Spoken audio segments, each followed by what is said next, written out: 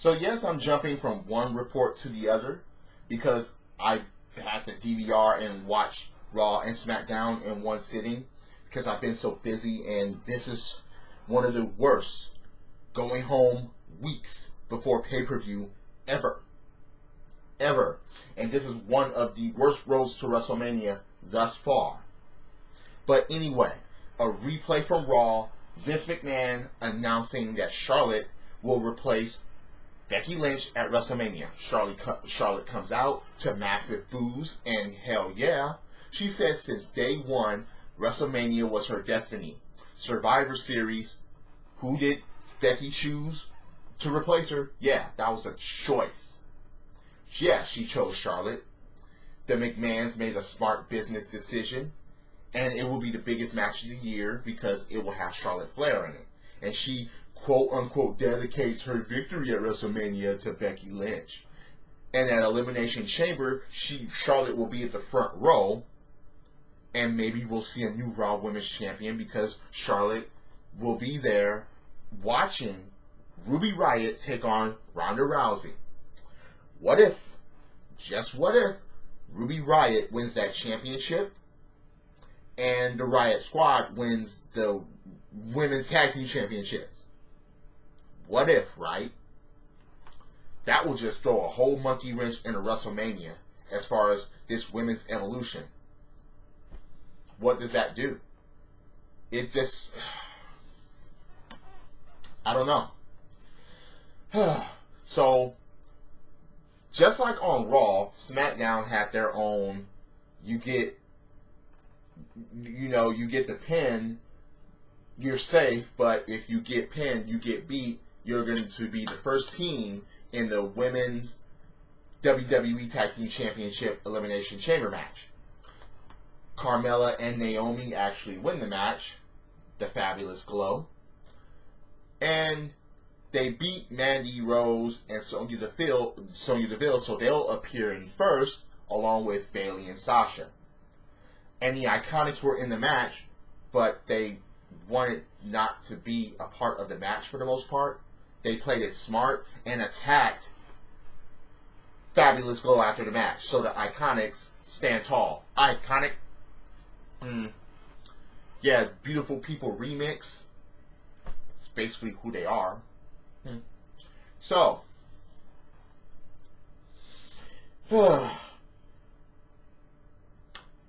you have Shane O'Mac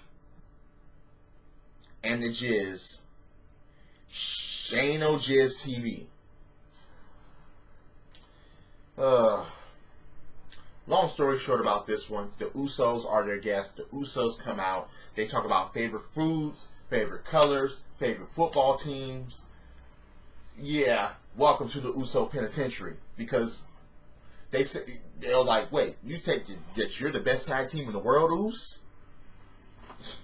Again, the Usos should mop the floor with Shane and Miz. Period. And I'm happy that Shane and Miz got super kicked by both Usos. Laid them both out with super kicks. Not with attacking. Super kicks. Laid them both out. Oh, God. So we get to the best part of the night, somewhat, and the best part of the week, somewhat, in WWE wrestling. The main roster, that is, because NXT will whoop all that they ask if NXT was actually fucking televised on national TV instead of being on the WWE network. What really pisses me off about the way WWE does NXT is simply this. NXT, this is a chance to prove yourself that you can be a superstar. WWE, it's all about the freaking wrestling there. It's all about the good matches there. But as soon as the NXT people come to the main roster, most of them go to shit. Yes, there are exceptions, but most of them just go to shit. And that's what fears me to even watch NXT, to follow it, because I'll be like, wow, they're going to hype this person up, this person up, this person up, because they're so good here, and then they get to the main roster, and they turn them into crap. But anyway, there's a gauntlet match. And The winner of this gauntlet match will enter the Elimination Chamber last in the WWE Championship match. Mustafa Ali is out because of injury. He's not medically cleared to wrestle, which is sad, but I didn't think that Mustafa Ali should have been in the match anyway. That's just my opinion. So who takes his place? One member of the New Day. Xavier Woods? No. Big E? No. It's Kofi Kingston. And I really think that they chose Kofi is because he is the veteran of the group, and he's the one that's been in WWE for quite some time and hasn't gotten close to the WWE Championship or World Heavyweight Championship. I remember when he was about to participate in one Elimination Chamber, and Edge took him out and took his place. But anyway, Kofi freaking Kingston had a solid performance on this SmackDown Live. Out of the gauntlet match, he won 3 matches. It was Kofi against Daniel Bryan. Yes. Rowan got involved. The rest of the New Day got involved with Rowan, and they get kicked out. Then Rowan interferes, didn't get caught, but when Kofi was nowhere to be found, and the referee just saw Eric Rowan, the referee kicks out Rowan. Daniel Bryan tries to go for the knee, gets in trouble in paradise, and Kofi Kingston pins the WWE Champion. The next person out is Jeff Hardy. And Jeff Hardy gets an SOS by Kofi Kingston and gets pinned after Kofi dealt with the whole Daniel Bryan Rowan thing. Samoa Joe is next. He comes out, and yeah, he's ruthless. He puts the coquina clutch on, and then Kofi Kingston reverses it into a pin and pins Samoa Joe. Joe is furious, and outside of the ring, puts Kofi Kingston to sleep with the coquina clutch. AJ Styles is next and comes out and basically beats Joe off of Kofi Kingston. Of course, the whole compassion thing by AJ Styles, Kofi, you don't want to do this. But Kofi Kingston was like, I've been here, I waited too long. Fight me. Slapping AJ Styles around, pushing him. Fight me. And in a very good effort, Kofi Kingston almost pinned AJ Styles a number of times. But he ended up tapping out to the calf crusher. Now, the crowd appreciated Kofi Kingston's performance here. It was a very solid performance by him. And there was no doubt that he could pull off a solid performance. He always could wrestle. He's won every freaking title that has been listed that he qualifies for, except maybe, is he qualified for the Cruiserweight belt? But he's never challenged for it. Anyway, he has never been World or WWE Champion or Universal Champion at this point. But this performance, it was a solid performance. Open your freaking eyes. Kofi Kingston could be WWE Champion, especially with the New Day, and especially as a heel. That will be golden. But anyway, AJ Styles makes Kofi Kingston tap out, which is kind of sad because I wanted him to run the fucking gauntlet. So, the very last person in this gauntlet match is Randy Orton. Randy Orton doesn't even come down the aisle.